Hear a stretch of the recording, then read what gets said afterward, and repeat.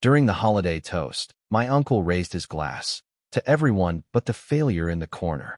I raised mine back and announced the end of my silent sponsorships. I, 32M, stood in the corner of my parents' dining room, nursing a glass of wine that had gone warm in my hand. The Christmas lights cast everything in that soft, deceptive glow that made dysfunction look like family tradition. Around the table sat 15 people, all blood relatives, all laughing at something my uncle had just said. I hadn't caught it, but I recognized the tone. That particular brand of cruelty wrapped in humor that my family had perfected over 3 decades. My uncle stood at the head of the table, his face flushed with expensive whiskey and self-importance. He raised his glass high, the crystal catching the light, and his voice boomed across the room. He wanted to make a toast, he announced, to the family's successes this year. To my cousin who'd gotten promoted to partner at his law firm. To my sister who'd just bought her second investment property. To his own son who'd gotten engaged to a doctor. He went through the list, naming achievement after achievement, and everyone beamed and clinked glasses.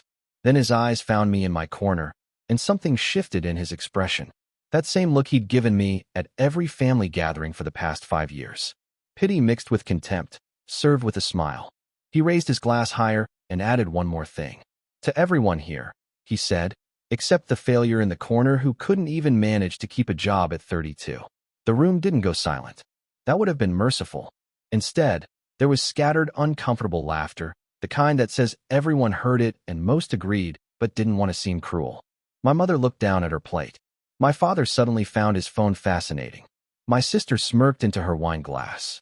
Something inside me clicked into place. Not anger, exactly. More like clarity. I raised my own glass, matching his gesture. The movement caught everyone's attention because I never participated in these toasts, never defended myself, never made waves. I had spent 5 years being the punching bag at family gatherings, the cautionary tale parents used to motivate their children, the punchline to jokes about ambition and success. I told them I wanted to add something to that toast. I wanted to thank my uncle specifically, and while I was at it, I had some other gratitude to express. The room shifted, uncertain now, because my voice was steady and my smile was cold. I thanked my uncle for his daughter's college tuition. All 4 years of it.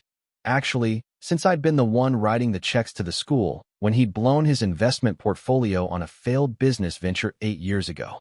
I'd been 24, fresh out of grad school with a trust fund from my grandfather that I'd never mentioned to anyone. The fund had been substantial, carefully invested, and completely separate from anything my parents knew about. My grandfather had been a quiet man who'd built his wealth slowly, and he'd left it to me with one instruction written in his will: use it wisely and tell no one. My uncle's face went white, then red. His daughter, my cousin, looked like she'd been slapped. She'd spent years bragging about her self-made success, about how she'd graduated debt-free through scholarships and her father's sacrifices. The truth was messier. Her scholarships had covered maybe half, and I'd covered the rest through an anonymous payment system after my uncle had come to me, desperate and ashamed, begging for help he'd never have to acknowledge. But I wasn't done.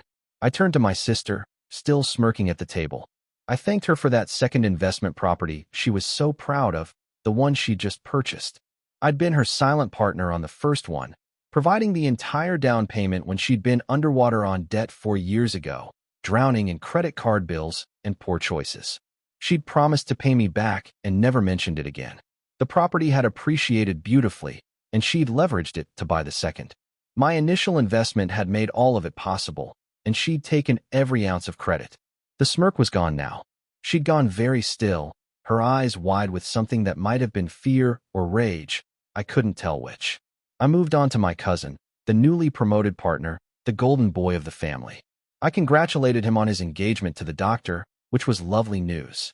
I wondered aloud if his fiancée knew about the gambling debts I'd cleared for him 2 years ago, the ones that had nearly cost him his position at the firm when the wrong people had started making threats.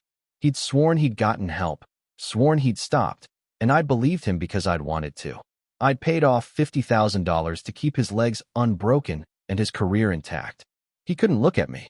His fiancée was staring at him now, questions forming in her eyes that would come out later, in private, in ways that would probably end the engagement before spring. My father finally found his voice. He tried to interrupt, tried to tell me that was enough, that this wasn't appropriate. I looked at him and kept talking. I asked him if he remembered telling everyone last year about his smart investment decisions, about how he diversified his portfolio and secured their retirement. I asked if he wanted to explain to everyone where the money had actually come from when his business had nearly bankrupted him 18 months ago. The answer was me. The amount was $200,000, given as a loan that had somehow transformed into a gift in his memory. My mother was crying now, quiet tears that didn't stop me because I'd cried plenty of my own tears over the years, alone, unwitnessed, and uncomforted. I wasn't shouting. My voice stayed level, almost conversational, which somehow made it worse. I went through the whole family. My aunt who'd needed medical expenses covered. My younger cousin who'd gotten a car for graduation that I'd actually purchased. Another uncle who'd needed bail money after a DUI that the family never talked about. 5 years of silent checks, anonymous payments, careful transfers that kept everyone afloat while they built their public successes on my private foundation. The total came to just over $500,000. Money I'd given freely because I'd believed in family, because I'd thought that helping them in secret was noble, because I'd been taught that real generosity required no acknowledgement. My grandfather's trust fund had been enough to cover it all and still leave me comfortable. But that wasn't the point. The point was that I'd spent 5 years being called a failure by people whose successes I'd literally purchased. I told them I was done now. Effective immediately, the bank was closed. No more bailouts. No more silent partnerships, no more mysterious solutions to their self-created problems. They could make their own way forward, and I was confident they'd manage beautifully given how capable and successful they all clearly were. My uncle tried to salvage something. He stammered that I was exaggerating, that if I'd helped anyone it had been small amounts, loans between family members, nothing like what I was describing. I pulled out my phone and asked if he'd like me to show bank statements. I'd brought copies, actually, just in case anyone wanted to verify. I'd spent the last week preparing for this moment, organizing 5 years of financial records into a clear, undeniable timeline. No one wanted to see the statements. My sister found her voice and called me cruel. She said I'd ruined Christmas, that I was holding money over everyone's heads, that I was being vindictive and petty. I agreed with her. I was absolutely being vindictive. I'd spent 5 years being gracious and silent, and it had earned me nothing but contempt. I was done being gracious. I set my wine glass down on the nearest table and told them I was leaving. My mother tried to stop me, tried to say we should talk about this privately, that families work through things together. I reminded her that she'd watched her brother call me a failure 10 minutes ago and hadn't said a word. She'd watched it happen at every gathering for years and had never once defended me. That was the family we had, and I was no longer interested in being part of it. I walked out into the cold December night and sat in my car for a long time before I could drive. My hands were shaking, but not from fear. From relief. From the overwhelming sense of a weight lifting that I hadn't fully realized I'd been carrying. The text started before I made it home. My sister first, angry and defensive, telling me I'd had no right to embarrass her like that. Then my cousin, begging me not to say anything else to his fiancée. My uncle sent a long message about family loyalty and forgiveness that didn't include an apology. My father called 3 times. I didn't answer. My mother's text came last, after midnight. She said I'd hurt a lot of people tonight, that I'd damaged relationships that might never recover. She said she didn't know who I'd become. I read it twice and then blocked her number. Update 1. 3 days after Christmas, my uncle's daughter called from a number I didn't recognize. I almost didn't answer, but curiosity won. She was crying, her voice breaking in ways that might have moved me a week earlier. She told me I'd destroyed her self-image, that everyone at her firm now looked at her differently because somehow the story had leaked. She wanted to know if I'd told people, if I'd spread it around deliberately. I hadn't said a word to anyone outside that dining room. The family had done that themselves, probably in their attempts to control the narrative, to explain their reactions. I told her as much, and she didn't believe me. She called me a liar and hung up. My cousin's engagement ended 4 days after Christmas. His fiancée had done what any smart person would do and started asking questions. The gambling hadn't stopped, it turned out. He'd just gotten better at hiding it. She'd found evidence of recent debts, of lies stacked on lies, and she'd walked away. He blamed me in a series of texts that grew increasingly unhinged. I'd ruined his life, he said. I destroyed his chance at happiness out of spite. I blocked him too. My sister showed up at my apartment a week into January. I'd moved 6 months earlier and hadn't given the family my new address, but she'd somehow found it anyway. She stood outside my door and rang the bell until I answered, and when I finally opened it, she pushed past me without asking. She wanted to talk, she said. Really talk, without everyone else around. She sat on my couch and cried and told me I didn't understand how hard things had been for her. The debt hadn't been her fault, not really. Life was expensive and she'd made some mistakes, but she'd been trying. She'd always planned to pay me back, she insisted. She just needed time. I asked her how much time. For years? 5, 10. When exactly had she planned to acknowledge what I'd done, especially while she was calling me a failure at family dinners? She didn't have an answer for that. Instead, she got angry, told me I was clearly rich enough not to miss the money. So why did it matter? Why was I being so petty about something that meant nothing to me and everything to her? That was when I realized she genuinely didn't understand. None of them did. They saw my help as something I owed them, not as a gift. They saw my silence as permission to despise me, not as discretion.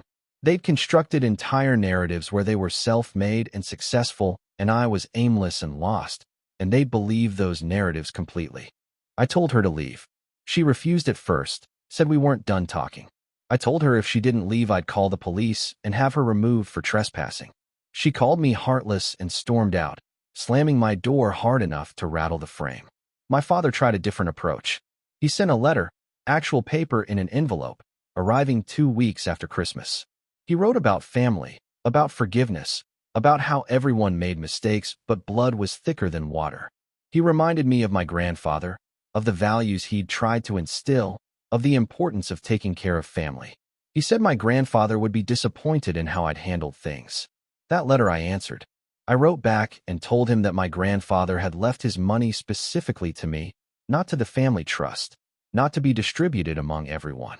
He'd made that choice deliberately, knowing exactly what kind of people his children and grandchildren were. He'd trusted me to use the money wisely, and I had. I'd helped when people needed it. But he'd also taught me that respect was earned, not bought, and that sometimes the kindest thing you could do was let people face the consequences of their own choices. I told my father that bailing him out of his business failure hadn't taught him anything.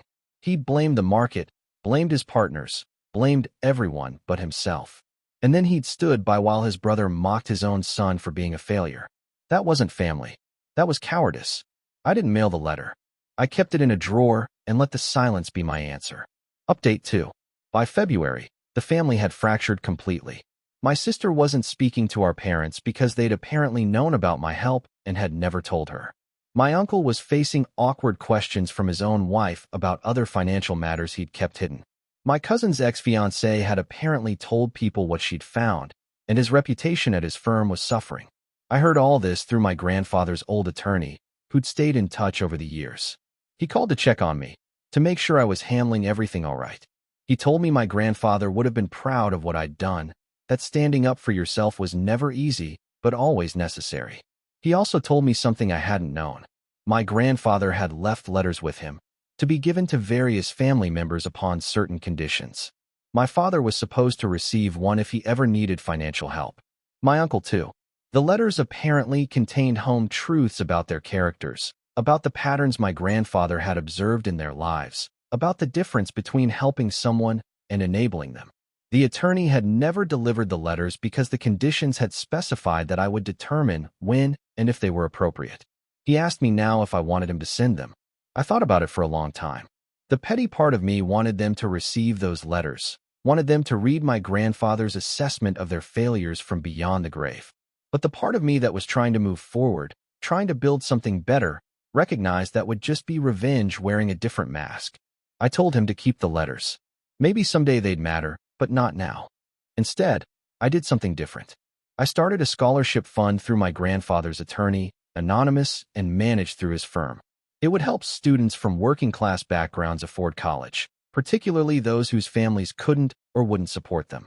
The amount I'd spent bailing out my family over 5 years would fund dozens of scholarships over time, helping people who actually needed it rather than people who just wanted to avoid consequences.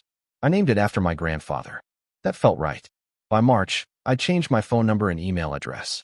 I kept only 3 people from my old life: my grandfather's attorney, one cousin who'd reached out privately to apologize for never speaking up, and a childhood friend who'd witnessed enough family gatherings to understand exactly what had happened. The rest was silence, and the silence was peaceful. I won't pretend there weren't hard moments. Sometimes I missed the idea of family, the fantasy of what they could have been. But I didn't miss them. Not the actual people who'd spent years using me as their safety net and their punchline. I heard through various channels that my uncle's business had failed completely by summer. My sister had to sell her investment properties at a loss. My father's retirement was delayed indefinitely. They were facing the natural consequences of their choices, possibly for the first time in their lives. I felt nothing about it. Not satisfaction, not guilt, nothing. They were strangers now, living lives that didn't intersect with mine. The failure in the corner had walked away, and he'd taken his wallet with him. They were welcome to their success. I was building something better. If you'd like to see more stories like this, a gentle tap on the subscribe button would mean the world to us.